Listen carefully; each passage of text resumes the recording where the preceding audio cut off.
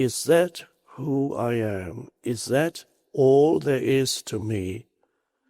Or is there maybe a dimension to who I am that I have never known, that I'm not aware of at all? Is there more? Or am I just this?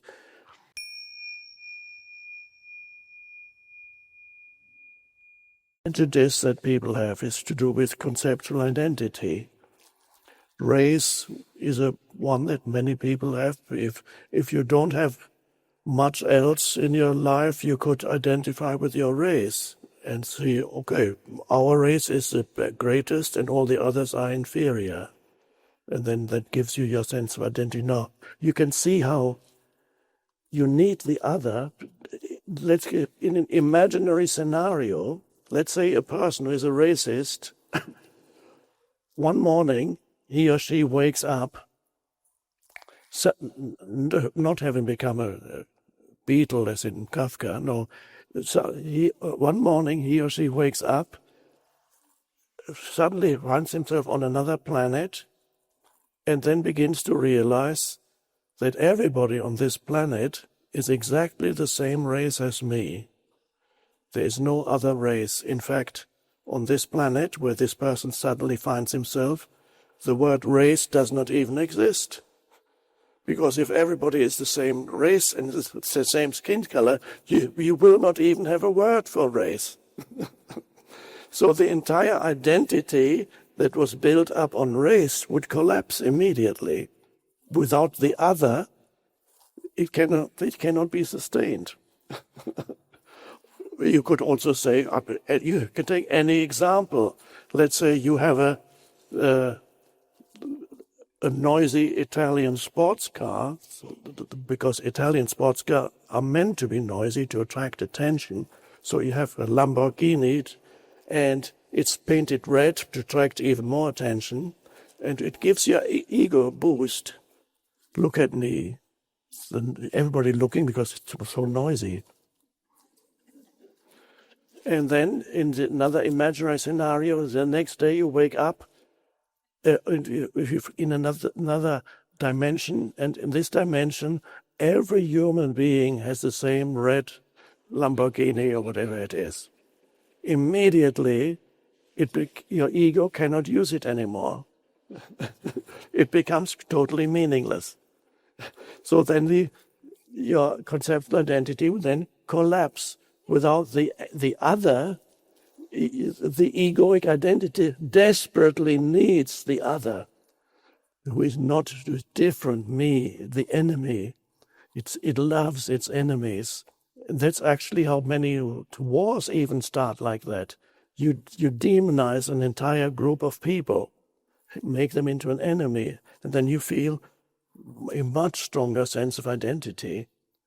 Another identity is from a collective, is for people to identify even with their gender, male or female. I'm not sure gender has become a problematic thing. I'll put that aside for a moment. Let's just say there's male and female, and in older cultures, or is still in some cultures now, an important part for a person's identity is actually their gender. If they are male, for example, they're male, that becomes a very important part of their conceptual sense of self, because what it is implied that male is automatically superior to female. So you already have 50%. You can be a very stupid man, but you have or superiority over 50% of the population that is female. No matter how stupid you are, you're a man. In some countries that still operates, more or less. So, I'm a man. And in some countries also females are conditioned to identify with and act out a particular way of behaving and speaking female.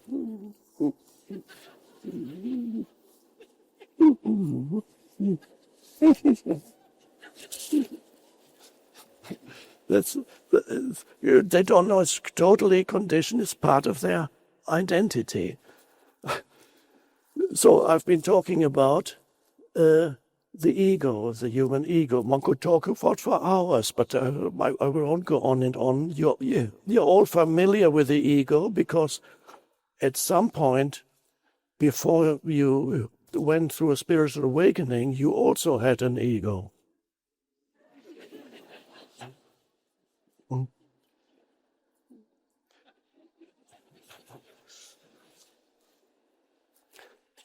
So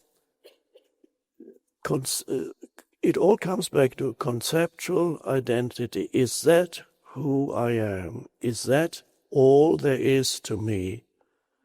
Or is there maybe a dimension to who I am that I have never known, that I'm not aware of at all? Is there more? Or am I just this ego entity, the I? And that's why we are here. We need to, part of awakening to this dimension that exists in every human being, the possibility of realizing that there is in you the potential of a deeper dimension of consciousness in every human. And the discovery of this deeper dimension of consciousness in every human is the most important part of your life journey here on this planet. And if you look at the ancient teachings, I'm not talking about the religions when they are used as ideologies, because always religions have often been misused by the human ego and have often been incorporated into the human ego. So people seeking power became very prominent in the religious hierarchies. People wanted, their ego was seeking more power. But if you look more deeply into the ancient teachings and religions, whether it's Buddhism or Hinduism or Christianity or Islam, if you look deeply, or Judaism, if you look deeply, there's a core that points to this truth, the possibility of a shift in human consciousness. The possibility of a shift in human consciousness. The Buddha talked about it by saying, we are here, you are here to awakening.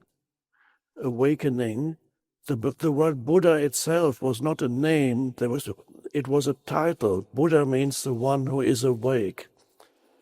And Buddha lived 2,500 years ago, and when people asked him, who are you? He said, I'm awake. I'm Buddha. Buddha, the root of the word Buddha, Sanskrit, means to be awake. And the teaching of the Buddha is the teaching of suffering, dukkha.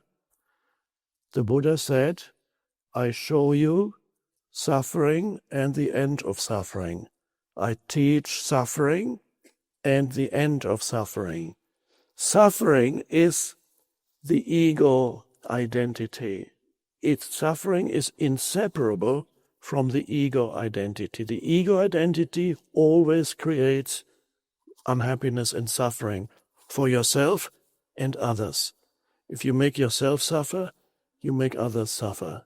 So the ego creates suffering. So Buddha said, you will always find suffering unless you awaken.